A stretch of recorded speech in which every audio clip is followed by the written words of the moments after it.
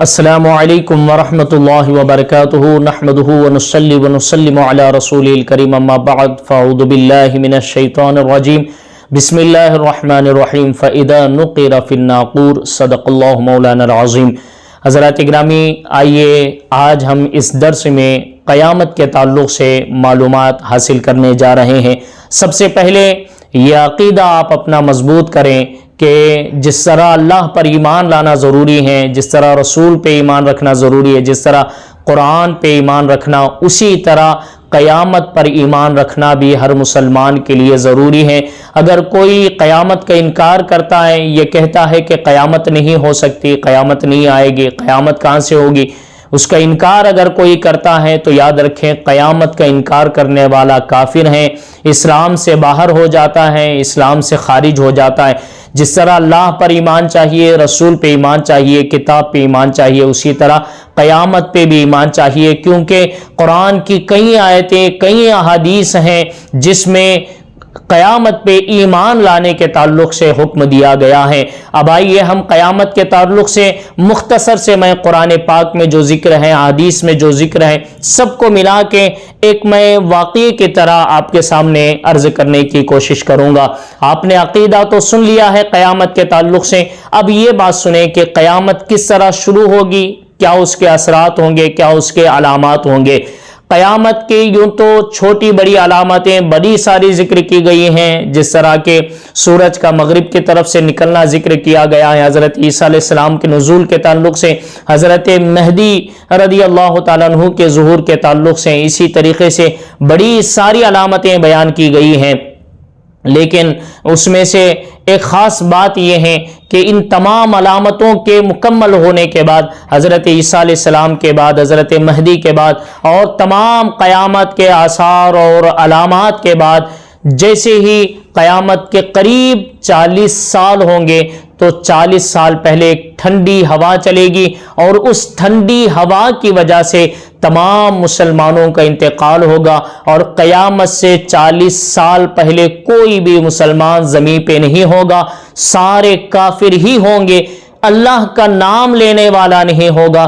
جب 40 سال ایسے گزریں گے کہ جس میں کوئی کلمہ پڑھنے والا نہیں، اللہ کا ماننے والا نہیں، اللہ کو کا نام لینے والا نہیں، سارے کے کافر ہی کافر ہوں گے، تو ایسے 40 سال گزریں گے۔ اور اس میں ایک علامت یہ بھی ہے کہ وہ 40 سال جو ہوں گے، ان 40 سالوں میں کوئی بچہ نہیں ہوگا، اور جب قیامت قائم ہوگی تو اس وقت کوئی بھی 40 سال کے کم عمر کا کوئی آدمی بھی نہیں ہوگا۔ جب ایسا ماحول ہوگا کہ کوئی کافر ہی کافر ہوگا، کوئی مسلمان نہیں ہوگا، کسی کی عمر 40 سال سے کم نہیں ہوگی، جب ایسا ماحول ہوگا تو اس وقت اللہ تبارک و تعالی اپنے خاص فرشتے، جن کا نام حضرت اسرافیل علیہ السلام ہے، جن کی ڈیوٹی، جن کا یہ اللہ کی طرف سے ذمہ داری ہے کہ وہ سور پکڑے ہوئے ہیں۔ سور کس کو کہتے ہیں؟ حدیث میں آتا ہے، نبی پاک صلی اللہ علیہ وسلم سے پوچھا گیا کہ یا رسول اللہ صلی اللہ علیہ وسلم، یہ سور کیا چیز ہے؟ حدیث میں اس کے 2 لفظ موجود ہیں، قرآن میں بھی اس کے 2 لفظ موجود ہیں، ایک سور کے نام سے اور ایک ناقور کے نام سے، یہ دونوں لفظ سور کے بیان کیے گئے ہیں، دونوں کا معنی ایک ہی ہے۔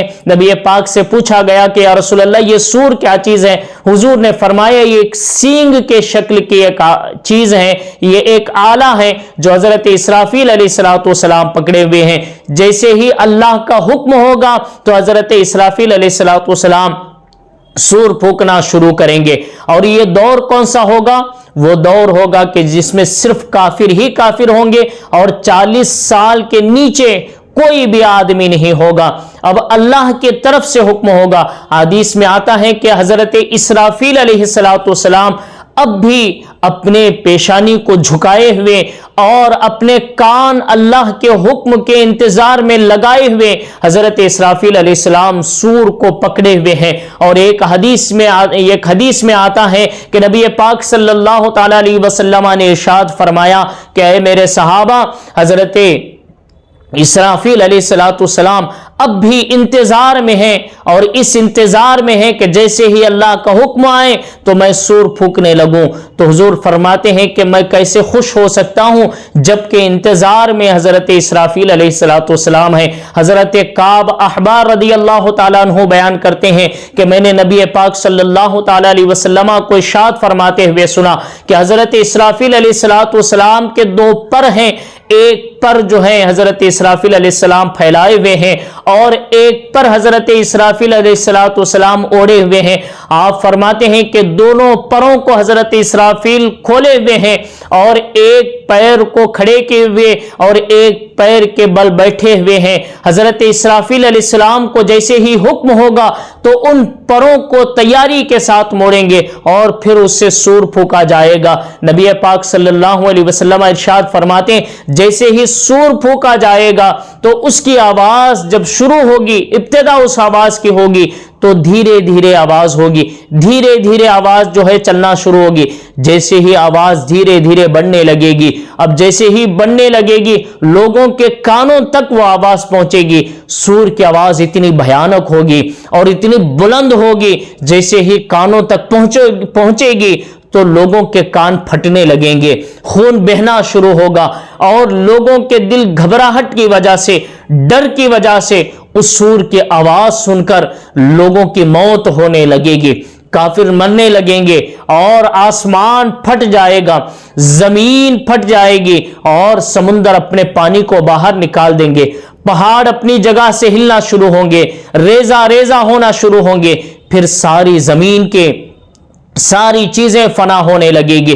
اب ہر چیز فنا ہوتی جائے گی، ہر چیز فنا ہوتی جا رہی ہے. سارے انسان ختم ہو جائیں گے، سارے آسمان، زمین، پانی سب کچھ ختم ہو جائیں گے، یہاں تک کہ اللہ کے فرشتے بھی فنا ہونے لگیں گے.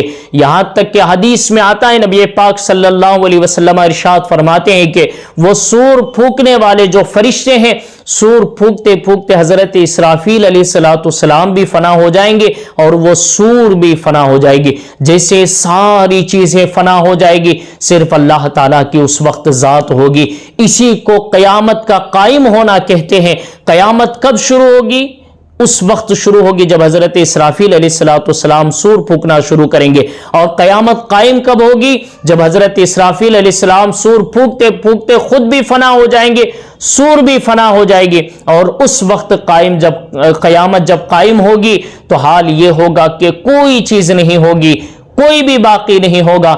اسی کے تعلق سے اللہ تعالیٰ سورہ رحمان میں فرماتا ہے کل من علیہا فان ویبقا وجہ ربک ذو الجلال والاکرام. اللہ تعالیٰ ارشاد فرماتا ہے ہر چیز فنا ہونے والی ہے، باقی رہنے والی ذات صرف اللہ تعالیٰ کی ذات ہے. ایک اور جگہ اللہ تعالیٰ ارشاد فرماتا ہے کہ جب ساری چیزیں فنا ہو جائیں گی، یہاں تک کہ فرشتے بھی فنا ہو جائیں گے، سور بھی فنا ہے، ساری چیزیں فنا ہو جائیں گی، تو اس وقت اللہ تبارک و تعالیٰ ارشاد فرمائے گا الملک یومئذ الحق.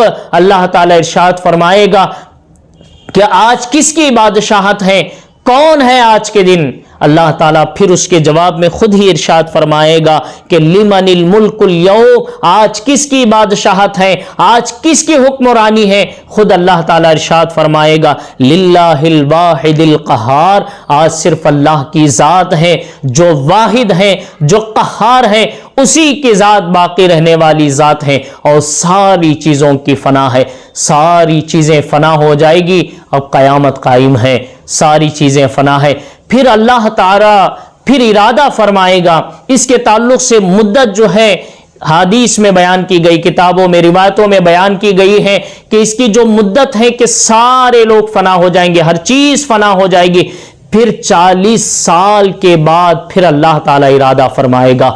40 سال گزرنے کے بعد پھر اللہ تعالیٰ ارادہ فرمائے گا کہ سارے مردوں کو اٹھایا جائیں، پھر سے ایک کائنات کا وجود ہو. تو اس وقت پھر اللہ تعالیٰ سب سے پہلے حضرت اسرافیل علیہ السلام کو حکم فرمائے گا. جیسے ہی حکم ہوگا حضرت اسرافیل علیہ السلام کو، حضرت اسرافیل علیہ السلام زندہ ہوں گے اور پھر حضرت اسرافیل علیہ السلام کے زندہ ہونے کے بعد پھر اللہ کا حکم ہوگا کہ اے اسرافیل پھر سے سور پھونکو. حضرت اسرافیل علیہ السلام کو پھر حکم ہوگا وہ سور بھی پھر جو ہے نا اللہ تعالیٰ اس کو زندہ فرمائے گا.